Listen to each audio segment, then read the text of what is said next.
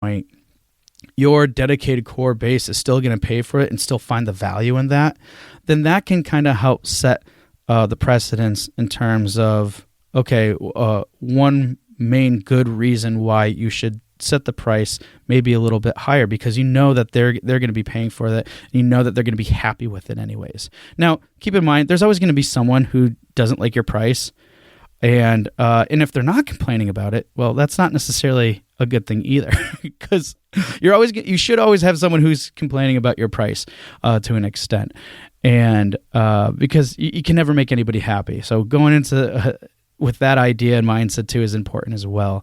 But again, I think it's always important to kind of put yourself through that exercise, seeing what would your most dedicated fans be willing to pay. What do you think? And then we have other factors to discuss too and to consider, because obviously if they're willing to pay $60, that's awesome, but no one else is going to pay that. We know that, right?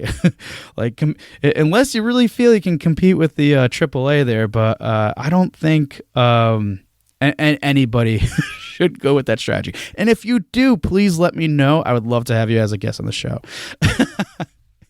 But yeah, so just really think about that and that kind of perspective. I think it can help sort things out in terms of with everything else. Now, another thing too, I'm thinking more of a general sense of like, how will your game's price be interpreted by players? And I'm not just talking about I'm talking about prospective players, not necessarily your dedicated community or hardcore fan base. Now, a couple of things to consider. So whatever your pricing is, like, have you considered what the perceived value is, right? So perceived value, that's one of those things that's kind of interesting, because like, what does that mean? And basically it's, let's say if I set something for $1, right? Simple, easy. Hey, everybody has a buck they can throw out. But what does $1 get you these days, especially with games? Okay, I'm sure any number of you right now are thinking of either lots of different mobile games out there, not to devalue the games on the mobile market for only $1, but especially when sometimes there was you could see Switch games for as low as $1 or whatever, right? But when you know that the average price of a game is not $1, you kind of start questioning, okay, what is really the value of this game if it's $1? Now, obviously, I don't think anybody on Steam, for example, is going to price their game for $1. Of course, there's other factors too, like the market, and we'll get into some of that in a moment. But really just considering what is the perceived value and going a little bit further into that. Like, how are players feeling about a low price versus a high price? So I gave an example with the low price, but let's say if you're pricing a game, and I'm going to be a little stereotypical here, that it's clearly indie, a game that's clearly indie, which is, let's say, pixel art, retro looking, anything along those lines, whatever you would define as an indie pixel game, right? But let's say you price that at like $40, $50. Now, what's the perceived value there? It could be really high, but it could be very, priced out of market, for example. But let's say at face value, people will say, well, that's off. It doesn't align with what I think as a consumer.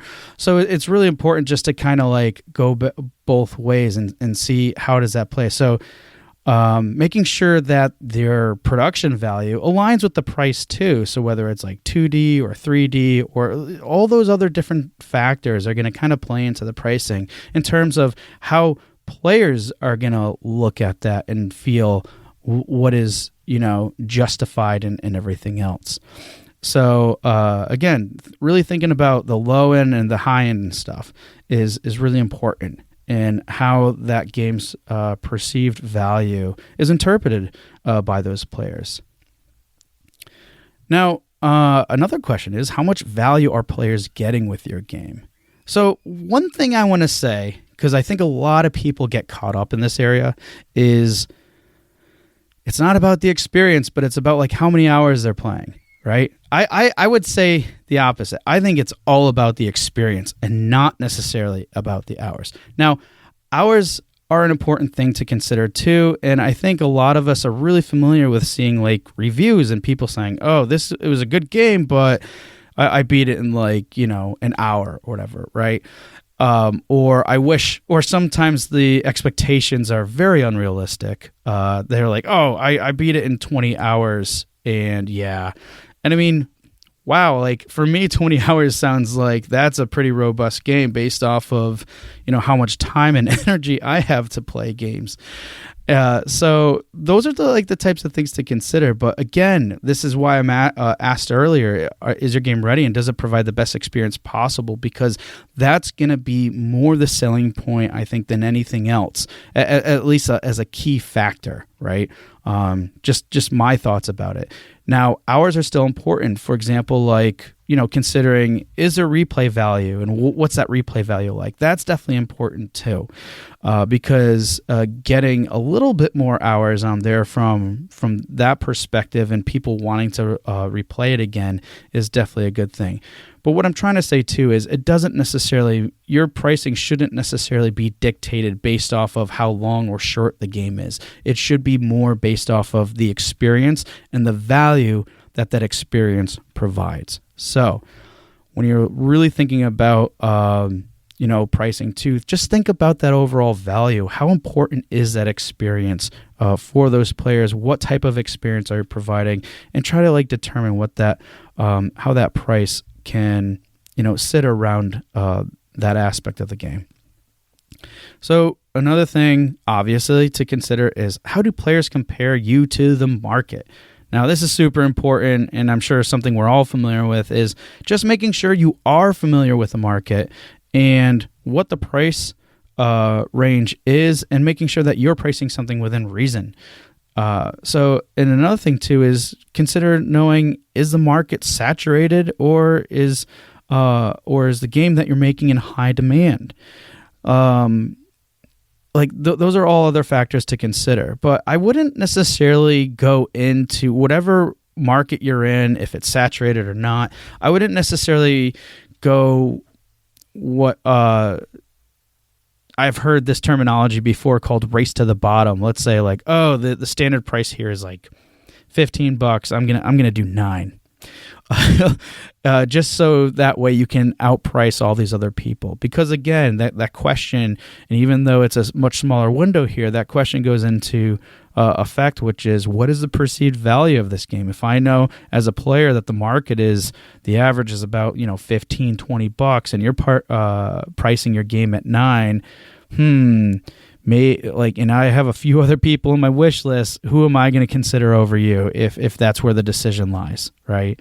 And so that's where it's important. So that's, again, why perceived value is really important, because in a situation like that, you might want to go a little higher, especially if you know you're providing a really awesome experience and value there. And last but not least in this area is not necessarily affecting the price for the players, but more so of, what are the time and resources that you put into the game? So it's really important because, if you're tracking your hours and everything else and what your costs are, you basically, at the end of launching the game, want to recoup your costs. So in order to do that, you're going to have to do some projections. And as you start doing your projections, you want to make sure that your price is going to not just reflect the market, but also the perceived value and all those other things. But you want to make sure that your pricing is done in a manner which can get you back to, not just covering your costs, but doing more than that. So when you're doing projections on that front, you want to make sure that you're really covering all those, covering all of that and being aware of those things, because that's really important too. So for example, if let's say you're pricing your game versus $10 or $20, right? Well, $20 is going to get you a lot faster back to covering your costs and making more than $10. You're going to have to do twice as much work. So, and that's what I'm trying, That's kind of what I'm looking at it from that perspective, is really considering how that pricing is really going to affect how you reach your goal in that case. Another thing too, just like a quick tip here, is when you're doing your projections or anything like that, you want to be mindful of localized pricing. And for those of you who are familiar, basically all that is certain countries and markets have localized pricing where it can be as much as half of the cost of what you're already pricing. So, for example, if you're pricing a $10 game and it's being sold in China for $5, that's going to go against your, especially if part of your strategy or your core audience is based in China. That can really throw off your numbers too. So again, something to be mindful of too when you're doing projections is being mindful of just the localized pricing that's there. I believe Steam has documentation on their site that showcases and lists out all the localized pricing and how pricing can differ for different countries, things like that. So just another thing to be mindful of when you're doing your projections on that front. All right, so talked about initial pricing and stuff, and I know I'm not necessarily giving you specific numbers. I'll kind of wrap up things at the end in terms of what I think would be an ideal pricing, but again, it's really up to you. It's case by case and everything else. So, but before we go into that, another important area I'd love to discuss more, and I'm sure a lot of you are thinking about it too, is should you discount your game? And I'm going to give you my answer of what I think at the end of this. But some other points to consider. Again, it's really up to you what you want to do in terms of discounting, what the strategy is behind it. But here are some things I think are important, especially when you're thinking about how players are acting towards pricing, right? So, again, how does the perceived value for players change when you discount? So if you set your price, let's say $20 for your game, and at some point in time, whether it's already it's been on sale for a while, or you just launched, you set it at 50% off. So now that $20 game becomes $10 game. Wow, that is such a dramatic price difference from 20 to 10. So just in that scenario, what are people now thinking about your game? I don't think anybody would ever price their game in they may have, I don't know, but actually have done what I provided as an example. But I mean, still, it does a lot right there, and that perceived value. What do you think that does for someone who looks at your game for the first time? Steam's boosting it a little bit because you launched and everything. You got that little initial boost, and they're seeing a game that's should be $20, but they're getting it for $10. Yes, they're probably thinking, "Oh, I'm getting a great deal, great." But at the same time, they're looking at that. Look at other games that are in maybe the $10 price point and how it compares to yours, and other games that are $20. So if players are doing that same type of reasoning, they might feel that, okay, I got a good deal and I don't care as much now about this. So what's happening now is they're thinking this game isn't as important as it should be if it were $20. Yes, the original set price was $20, but because it had such a huge, significant discount, they might be thinking less of it. And you don't necessarily want, I would say, there's a lot of other reasons for it, but you don't necessarily want people to think less of your game just because the price changed alone, right? So that's definitely something to consider, is like, how much is that discount? And a good, as I phrased it before, a good question to ask is like, do players feel that they're getting a deal, or now do they feel that the game could have lesser value? And another thing to think of from that perspective too is just consider when depending on how much you're discounting is how significant discounts.